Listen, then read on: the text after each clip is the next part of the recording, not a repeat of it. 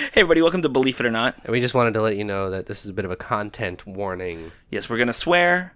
Sometimes, and sometimes we don't know what we're talking about, or we did very little research. We don't know what's going on. But it's fun. It's interesting. We're educating ourselves and trying to bring you along for the ride. And guess what? You're allowed to disagree. We're allowed to disagree. We have our opinions. You have yours. Mm-hmm. That's healthy. That's healthy. Why don't we talk about it? And maybe rate us on iTunes. Tell your friends about us. It's up to you. I don't care. Start a dialogue. Yeah. With 5 stars. 5 stars. Thanks everyone. You're the best. I got hymns here. Get them while they're holy. Fresh from God's brain to your mouth. He's God here in this radio station. Smite me! Almighty smiter! The Bible is black and white. I have such doubts. Get out of here, devil! I'm a God, I'm not the God. I don't think. And you will know my name is the Lord! We're on a mission from God. Hey everybody, welcome to Believe It or Not. I'm Trevor Poelman. And I'm Damien Doepping, and we're back here for another episode. We're back here, and we're... Another bi-week. We're back here by the week. Weeking. Bi-weeking. What do you get up to today? Not too much. Pretty quiet day. It was nice. Nice. Yeah. I had the opposite day. Yeah? Yeah. So we record these a little earlier than you're going to listen to it, but right now it's very hot out. It's a warm day. And I served on the patio today. Mm-hmm. I just got a tattoo yesterday. And I wore a long sleeve shirt to work, but it was just way too hot, so I took it off. And then, so it's on my arm. And I just every time the sun would hit it, it was like pain. It was toasty? Yeah, it was toasty. So, but I should have used some mind techniques to realize that I don't actually exist and this pain isn't real. Oh, or you could have put a bandage. Oh yeah, some cream on it or something like that. Yeah. But no, I think what I should have done is just realize that that pain's not real and it's just a lie. And is it Big Pharma who perpetuates this, and that's so they can sell us pain medication? Yeah. Oh yeah. Today we're going to talk about Christian Science. What do you know about Christian Science? Not much. I've heard it before, but I don't.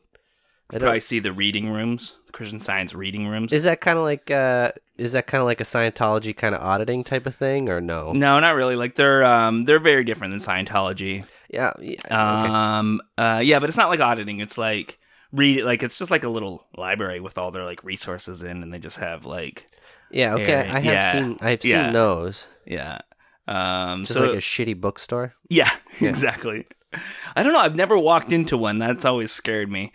Really, all I knew about Christian Science was I had a neighbor who was into it, or they grew up in it, and I know they didn't go to the doctors.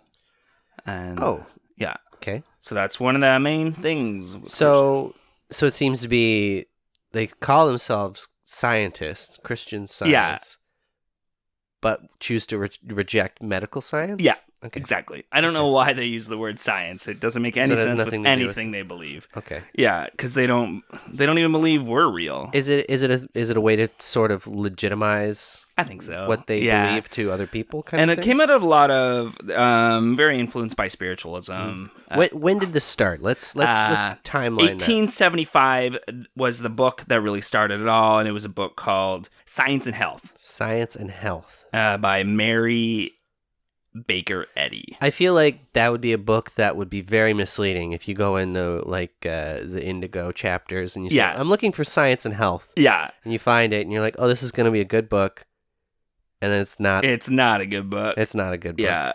No, that's their kind of main. There's the Bible is their main book, but then you got to view it through science and health. Is it like one of those code that a secret book and you have to wear the 3D goggles to see the picture properly and stuff? I wish. That'd be cool. I would join that religion. Yeah. Yeah, like a magic eye religion. Magic. I was never able to do those things. Oh, really? Those big pig. Yeah. And you make your eyes go cross-eyed and the image will magically appear. It never appeared. You're like that guy in Mallrats who's just freaking out and getting angry and angry. Never worked for me. Yeah. I haven't tried one in a long time though, so. It's a sailboat. It's a schooner! Yeah, so this religion was started by Mary Baker Eddy. Mm-hmm. She was born in 1821 to a very religious family, youngest of 6 children. Was she the youngest? She had 6 siblings. Youngest of 6 children. So she had 5 siblings, I guess. Very religious household. Congregationalists was their denomination-ish. Was this in the States? In the States, yeah. Okay. So this was in New Hampshire she was born. New Hampshire. The religion started more as she got to Massachusetts, but she grew up in New Hampshire. She lived with ill health. She said she had chronic pain, chronic indigestion, spinal issues her whole life, just always kind of dealt with pain, which I think that's gonna...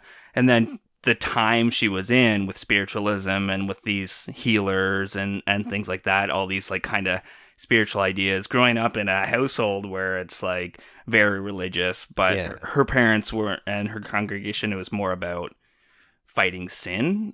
And she started like looking at more like, it's not just about fighting sin, it's about fighting sickness and stuff. Okay. If that makes sense. Fighting sin. Yeah, well, like it's like warfare. It's like your spiritual warfare is against sin and getting rid of sin in your lives, and that's kind of the main goal of being a Christian, is that you're fighting the sin in your life. And she kind of wanted to walk away from that and not make that like the focus. I don't know. Yeah. So instead of being Batman, you're like I don't know. The Flash? Yeah. She was married 3 times. First husband died just before her 23rd birthday, 6 months after they had married, and 3 months before their son was born. Her second husband left after 13 years, and her third husband died 5 years after they were married. So she didn't have like the happiest love life or the best luck with love. I guess not. Yeah. She always tried different remedies and stuff for her health. She was just like, try homeopathy, try anything, any of these new fads that were out. Yeah. And we all know people like that. I know somebody very close to me just has always bought into kind of, essential oils or juices that like, you dilute this juice and drink it every morning. Or like, I'm going to do a detox. I'm going to cleanse. It's like, that's not how the body works. Yeah, exactly. And like we talked about with the spiritualism episode, with the mesmer and mesmerizing, she found this guy in 1862. His name was Quimby. And I didn't get his first name. It'll be in the video edition. Joe Quimby. Mayor Quimby. All right, Mayor Quimby. And he was kind of into this mesmerizing and, aligning your animal magnetism or whatever, getting rid of whatever they do with it. Do you remember? I don't know. But aligning your animal magnetism. Is that doggy style? That's doggy style. Yeah, we're talking doggy style here. So she really liked him, kind of studied under him for a bit to try to like get healing and things like that. Then she started trying to do mental healing for other people, kind of working with him and kind of apprenticing-ish with him, trying to help other people get healed. Things like that. So did she have a moment where she started feeling better? And that's why she kind of went to this? I think a lot of by this time, I think a lot of her childhood issues and stuff were gone. But she still had like some issues. I don't know what they all were. And she was just still trying to get, healing for all that. And but then there was this event in Lynn, Massachusetts that a lot of Christian scientists say is their like kind of, I don't want to say birthplace. And that's when she took a fall, she stumbled, hurt herself, and started using these prayers of healing, like reading the Bible, reading Matthew 9:2-8 about the Jesus healing the paralytic, paralyzed guy. So she was reading with that and praying, and then she got better.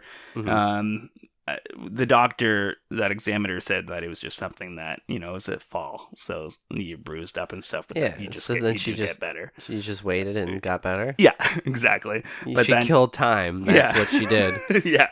Okay. And then she started working with healers and spiritualists and began marketing herself as Mary B. Glover after her first husband was Glover. And then eventually went back to Mary Baker Eddy, and Eddy was her third husband. Baker's her like birth name. So what about her second husband? The one that she was with for 13 years. He's a piece of shit. He left her. So Well, maybe he was just sick of her, Yeah, it was actually during this time that it's he like, left her. Go to the doctor, goddamn. Yeah, exactly. Yeah. And then she wrote a book about, she was going to go through the whole Bible and write about how the Bible is kind of a guide for healing and spiritual awakening. And so she was going to go in and do footnotes. Yeah, so she got through Genesis and was having a lot of trouble finding a publisher because it was a big...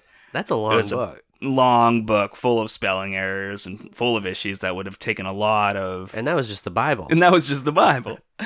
So eventually she wrote Science and Health, which I feel like that's a much more manageable first book to write. Yeah, exactly. Much more less ambitious than footnoting the whole Bible with your ideas. Yeah, it's true. I mean, a lot of scholars have done it, but they were scholars. And the difference there is they were scholars. Yeah, exactly. It was I think it was called On Health, or I should have written down the original title. But yeah, they ended up going with Science and Health. But that went through a few publishers too, like 3 or 4, because people would publish a few issues, but then it would be full of spelling errors because they weren't properly proofread or bad grammar, and then she'd get angry, or they'd get angry at her, and she'd find another publisher, and eventually they stuck with one for a while who actually went through and edited it and made it readable. Okay, there you go. Yeah, exactly. And then it started, picking up. She was good at marketing herself and built a church that was one of the fastest growing churches at the time. With I don't have the number, but it was one of the biggest growing churches at the time, and now it's dwindled. It feels like it has a big presence, but in the U.S. there's only about 100,000 members. Not a lot. Not a lot, yeah. So it's definitely dwindling. Some of their beliefs, main difference between Christianity and this one, Christian Science, is that they don't really believe we exist. They don't. We're all kind of we're in the Matrix kind of thing? Yeah, we're basically like an illusion where the material world is an illusion. The only real thing is God. Okay. Yeah. So when he created us, it's more like we're like an imagination. So that's where healing comes in, because it's if you convince yourself that you're not sick, then you won't be sick because you're not real anyway, and you can change matter. Because it's not really matter. But if that's the case, then you could do anything. Yeah, exactly. You could be Neo. You could fly into the air. Yeah, so you could create anything. If for some reason they focused on, it's oh yeah, you got a boo boo. Yeah, you can make it feel all better. Yeah, and it seems like a very limited use of limitless potential. Yeah, exactly. And she didn't believe that Jesus was, she didn't really believe in the Trinity, like Christians do. It was more that God was the main one, who she would refer to as he or she, and then later more she. Yep. But then later more by his attributes, or their attributes. What was it? Perfect, eternal, unlimited, divine, things like that. So she would kind of encourage people to pray that way, as opposed to using a gendered kind of term or whatever for God. Sure. But then, the Holy Spirit and Jesus were just kind of like us, an illusion, just to kind of help us in whatever. Yeah. Have we really talked about the Holy Trinity yet? Not really, actually. That's something I don't know a lot about it. Yeah. And it seems, from my understanding, it's 3 parts of a whole, is it not? But they are 3 separate things. They're 3 separate things. They are equal, and 1 and 3. Okay. It's very confusing. The Bible doesn't actually say anything about it. It was just kind of scholars afterwards kind of reconciling. Because this isn't every denomination that follows this. This is more. Is it a Catholic? Well, it's okay. So there's this thing called the Apostles' Creed and the Nicene Creed. Yeah, the video game. Yeah, exactly. Assassin's Creed. Yeah, and that's what kind of defined kind of the main things that would be considered orthodox. And so those are the things that we can still have communion, or we can still have communicate as the same religion if you believe these things, and everything else you can have different opinions on. Okay. And one of the things is that you have to believe in the Holy Trinity, which is one of the main reasons that all the churches do, except for places like examples like Christian Science or Jehovah's Witness. The Mormons have a very different view of it. So and that's one of the big things that a lot, like mainstream Christianity, will say a sect is a cult once they step away from that. There's a couple other things too, like if they don't believe in the virgin birth, a lot of times they'll be like, you're a cult. It seems like a very weak criteria. Yeah, it's true. For cult status. Yeah, it's just like, okay. Yeah. So back to the Trinity. Yeah. So it's the Father, the Son, and the Holy Ghost, right? Yeah, that's right. So that's the big G. Yeah. The big J. And who's the ghost? It's the one who speaks to you and gives you revelation. He's the one who came down on Pentecost and came to Azusa Street, I guess. I don't know if you remember Azusa Street. No. Vuvuzela. That's right. Yeah. But so I don't. What is so the Holy Ghost is just like. Yeah, he's the comforter. He's the one who gives revelations. He's the one who got like. So he's like the narrator. The narrator, yeah. Okay. He's kind of the one that was sent down after Jesus went up, and then they sent the Holy Spirit to still be on Earth with us and guide us and all that. So he's the one who's currently on Earth. Okay. Yeah. I don't know, but yeah, in Christian Science though, they're just all an illusion. Just like us. Right. Yeah. And they also, because she said that, like, she didn't believe in having a pantheon or, like, multiple gods. And if you view the Trinity like the church does, then you worship multiple gods. I always kind of thought that was, that seems to be an odd kind of thing. Yeah. By definition, it seems to be contradicting monotheism. Yeah, exactly. It's barely, Christianity is barely monotheism. Like, it's worship no other gods but me. Yeah, except these two. Except other for these ones. two, they're fine. Yeah. Well, I mean, we could go into a rabbit hole about what worship no other gods but me means in the Bible, because there's a lot of contradictions. Yeah, it started off as more like there are other gods, but I'm the good one, and then it turned into I'm the only one, and the other ones aren't real. So all right, and then she rates this book. Oh yeah, we're way past that point. The atonement. So when Jesus died on the cross, that was more of a symbol, and it wasn't like a bribing God or whatever. It was like a moment of bribing. Yeah, I know. That's the word she used. She's like, we're not, it's not a sacrifice to God. We're not bribing God to like, we'll kill someone if you forgive our sins and heal us. It was supposed to be like she said it was atonement, which is clever because it's the same words or same spelling, just with different spaces, but that wouldn't have worked in the Greek, I don't think. What I find amusing is the way to bribe God is to kill his son. Yeah, exactly. This is like he's been wanting. Hate your son? He's wanting to get rid of him. Yeah, ridiculous. The big thing though that a lot of people will talk about, and that was really the reason she started this whole thing, was about healing and about making sure that you're healed. And so they have these things called practitioners. Yep. And what practitioners will do is, if you're sick, you call up the practitioner. You don't call up a doctor, and they come over and they pray over you. Their praying isn't like other sects or other religions where you like pray to the god or like whatever. You're praying really to yourself in a lot of ways. You're praying to your body. You're praying like you're saying all these words like peace and perfectness or whatever. So it's almost like a mind over matter kind of it is type of thing. But you're paying a fee. You get a bill for these practitioners to come over and pray for you. And and sometimes there are exceptions to go to the hospital, because I guess mind over matter or whatever, or be an illusion doesn't affect your teeth, because they all go to the dentist. That's not a big deal. And what? Yeah, they just go to the dentist. It's just doctors. But they're doctors of dental surgery usually. Like they are. Okay. They won't fight getting vaccines if it's like the law that they have to, or if they have to get their kids into school. They won't fight it, but they prefer not to get vaccines. Right.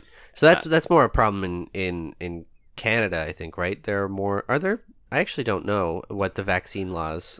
I think they're pretty strict here. Like in Canada, I know. Yeah. In order for the public school systems, I know. But I don't think in the States. It depends on the state. I think because there was big don't. controversy when they passed the law recently in California that you had to be vaccinated to go to public school. Which? So, yeah. Yeah. Because so many kids were dying. Like, there was one mega church there that were anti-vaxxers, and the measles broke out there and stuff. That's insane that we have diseases that were all but eradicated less than 100 years ago. Yeah. You hear stories coming from, like... back.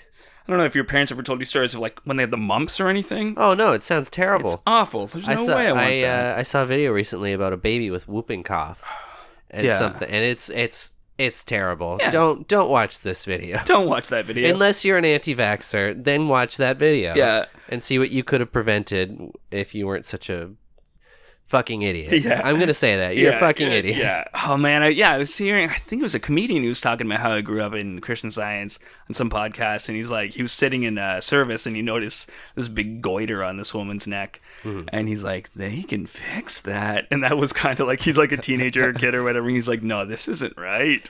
And I think that's, again, from what this is too, it seems to be someone who just had a lot of problems. Yeah. And because they had been so entrenched in this and so indoctrinated in this that they're going about it in such a misguided way while thinking they're right. And it just... Well, and it's like when we talked too about the spiritualism a couple weeks ago, it was so popular at the time, people thought there was so much evidence for it and stuff, and to reconcile that with your faith was probably tough for some people, and she found a way to do it, right? She found a way to take all these techniques and stuff and just like tie it right into the Christian faith. Yeah. And that must have really helped her like kind of skyrocket too, and must probably just made sense in her mind because she probably believed that these things are real. And I mean, that's kind of first and foremost what it is that they think it's real, right? Yeah, exactly. Yeah. But that comes from the religion aspect of it to begin with. That's what it is believing the unbelievable, right? Yeah. Another thing they can go to the doctor for, it's no problems, is if they break a bone. So bones and teeth. Bones and teeth, I guess God... So structural stuff, yes. Yeah.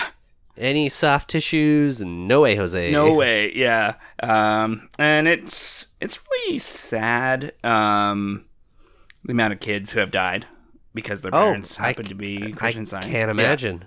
Yeah. I mean, you'll find that with a lot of faith healing communities too, but Christian Science, it's like... But they have been a powerful enough organization to fight for legislation to protect them.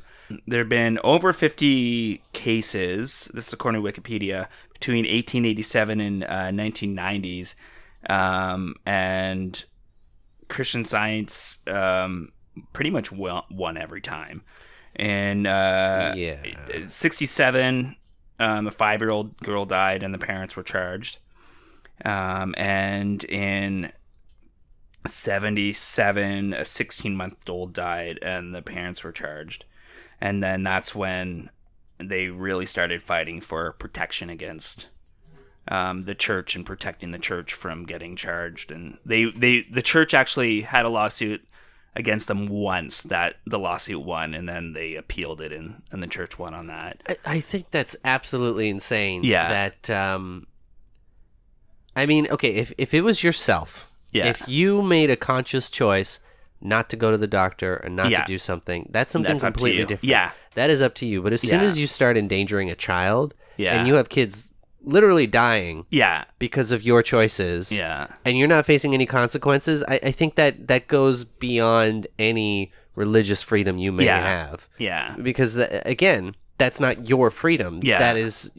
your child's health. That is another being that you are affecting with your shitty belief system. Yeah, and I've heard I don't know how often this happens, but like of practitioners actually trying to physically stop you from bringing your kid to the hospital, and like because they're so worried about their like eternal salvation or whatever that they're Although the church has always been very vague about what the afterlife is anyway, so I don't know why they care that much. It's very strange. I mean, as well, too, if you're so concerned about this outside, like, eternal afterlife type of thing, and you don't want to be a part of this medical community, why would you want to be a part of society as a whole to begin with? Yeah. Like, none of this should matter to you. Yeah. You shouldn't want to have anything to do with this. You shouldn't want to have to be part of society. Yeah, exactly. It seems like, this would be something where you'd want to be a close community off in the woods, That way you don't have to worry about going to the doctors because you'll probably just all die from exposures. Yeah. One family, though, they started an organization called Children's Healthcare in Illegal Duty, and that's after they were persuaded by their church not. This is the Christian Science.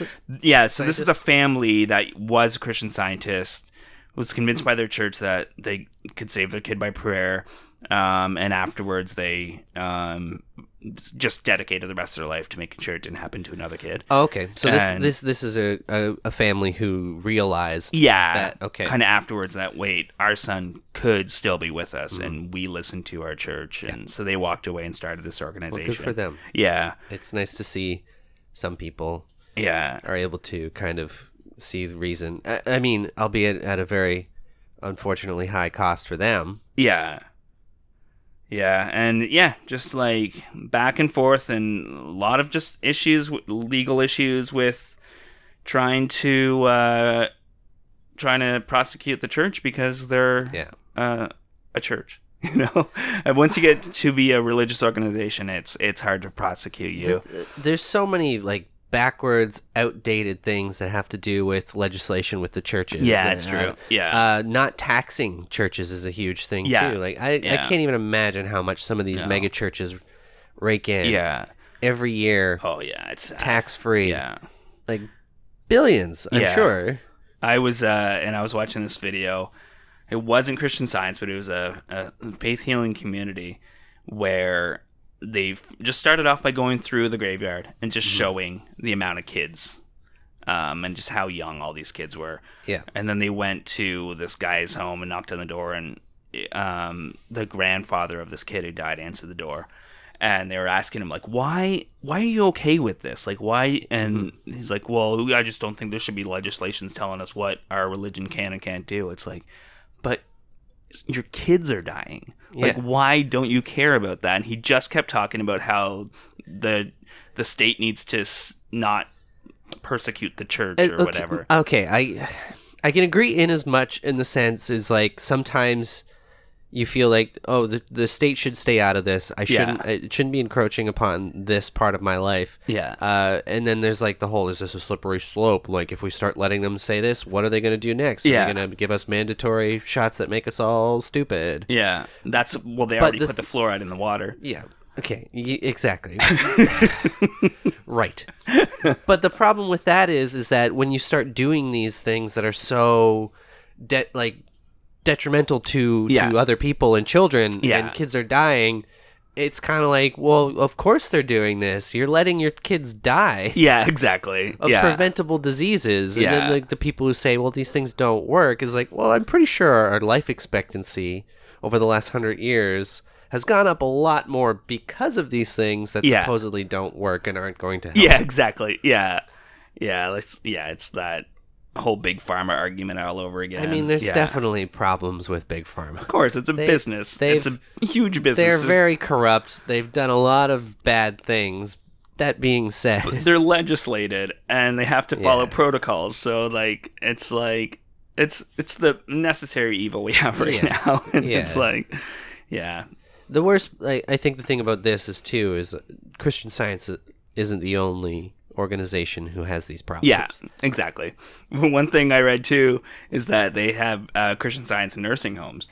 So instead of nurses, they just have these practitioners. They can't have that many people in those nursing homes.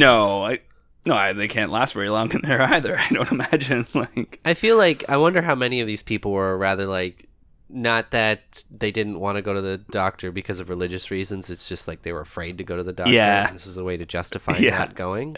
It's interesting too. Like if you Google Christian Science, or if you check on YouTube and stuff, they just have a lot of resources out there, and they have a lot of talks, and you can they feel really encouraging when they hear it. It's all like anecdotal. Well, that seems to be kind of what it was started on, though, yeah, right? Isn't that exactly. what those kind of healing communities are? It's about having that kind of soundboard in that community. Yeah. Well, even the Science and Health book, they started adding amendments to it at the end, where it would just be testimonies of people who've been healed.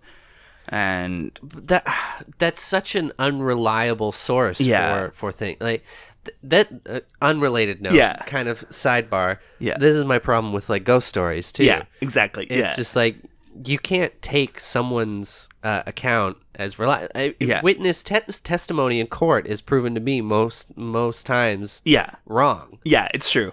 And they have a rule in the Christian Science that you have to have 3 witnesses, but it's usually just other Christian Science people who just agree so that... very impartial. Yeah. It's not like someone on the outside being like, yeah, that did happen. Exactly. It's not like a doctor reviewing their case, because they don't go to doctors. It's people who want this to be true. Yeah, exactly. Saying it's true. Yeah. And which, same with ghost stories usually. usually, yes. Yeah. It's very backward. Yeah, it is.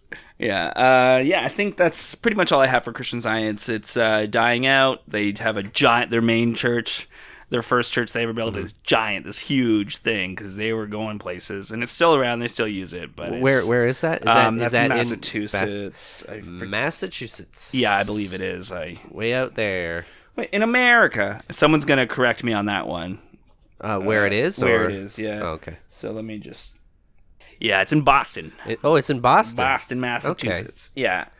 Yeah. So that's what I have for now for Christian Science. Any other questions? I mean, I guess the silver lining of this episode is that they're kind of dying out. Yeah. They're losing traction. Yeah. It's hard to promote a religion that kills you, I guess. Yeah. I mean, it seems like you'd want people to survive childhood. Yeah. In order to help your thing kind of grow. Yeah. And I don't think a lot of people really buy into a lot of that metaphysical kind of pseudoscience anymore. I guess there is a big market for it. Yeah, because you got Deepak Chopra. I think there's a huge market. You're probably for it, right, actually. Yeah, that's probably why it's moved on, is because there are so many other outlets. Yeah, for it now you're probably right. Yeah, that have a little more mainstream legitimacy. Yeah, I think that would probably be the best way to describe it. Yeah. Where it's like, oh, this is a real doctor telling me about this, like Dr. Oz. That guy's snake nuts. oil salesman. Do you think he started wanting to do a good thing, and then he just? I think he did. Yeah, and I think that's why why people have so much faith in him now, is because he did start off as a legitimate doctor giving legitimate advice, and then it just kind of devolved. Yeah, and now he's a shill for all these. I hate people. Yeah. That's what we should have called this show. I hate people. Yeah, we should have called this show. I hate people. I'm starting my own show. I hate people. Speaking of children, Christian rock. Can't you see you're not making Christianity better? You're just making rock and roll worse. Oh, is this the kids song? This is this is a song called "Seen and Not Heard" by a band called Petra. You ever Seen listen and to Not Petra? Heard? No, but Seen and Not Heard, as children should be. Yes. Too many black sheep in the family. Too many stones from a house of glass. They've heard the stories. They've heard the lines. But talk is too cheap to change their minds. They want to see some vital signs. Convictions in the way we live. Convictions, not a narrative. Actions speak a little louder than words. Seen and not heard. Seen and not heard. Sometimes God's children should be seen and not heard. There's too much talk and not enough walks. Sometimes God's children should be seen and not heard. Oh my God. That's a horrible, horrible message. Yeah. Shut up and conform. Yeah. Wow. I think what they were going for is that you shouldn't be preaching. You should just be doing good things. It doesn't sound like you shouldn't be preaching. Yeah. It sounds like you need to get in line. Yeah. And it's like too many black sheep in the family. So would that mean that there's more black sheep than not black sheep, so then they wouldn't be the black sheep. So you're the black sheep for not being the black sheep. Yeah. Yeah. And it's also a rip off of another song. Oh, I don't remember but when I was playing it one day, Colin came in, our roommate, and he's like, "Oh, you listen?" Nope. And then the first comment, I can't remember what song it was, but the first comment on YouTube was saying, we'll have to check it out. Yeah, we're going to check this out right now. But no, that's a scary kind of almost fascist. Yeah. No, it's like, listen to the leader, do what he says. Yeah. Don't have thoughts about things that go against what everyone else is doing. And what's sad about it is when you have musicians who are supposed to kind of be a part of this, rebellion. Yeah. Not being part of this rebellion. Well, they were like a hair metal band, too. Oh, Heaven's on Fire. Heaven's on Fire. Heaven's on Fire by... That's the name of the song that it sounds like? Yeah, that is copying. I want to say Kiss. Yeah. So it's just a rip off of Heaven's on Fire by Kiss. Okay, I don't know if I know that one, but I'll have to take a listen. Yeah. So that's, listen, Heaven is on fire. And you know what else is on fire is the world. Yeah. Because you got to save the children. I mean, at the end of the day, I don't know if we really need to save them. That's true. There's a lot of them. Yeah. They'll be fine. Yeah. You and I both work in restaurants. We know how loud they can be. Sometimes you just want to go out for a nice quiet meal. Yeah. And it gets ruined by a child. That's right. Yeah. All right. Thanks, everybody. Thanks for listening. Tell your friends about us. And we'll see you in a couple weeks. See you in 2 weeks from today. Bye. Bye. Weekly. Work, Sky Moon.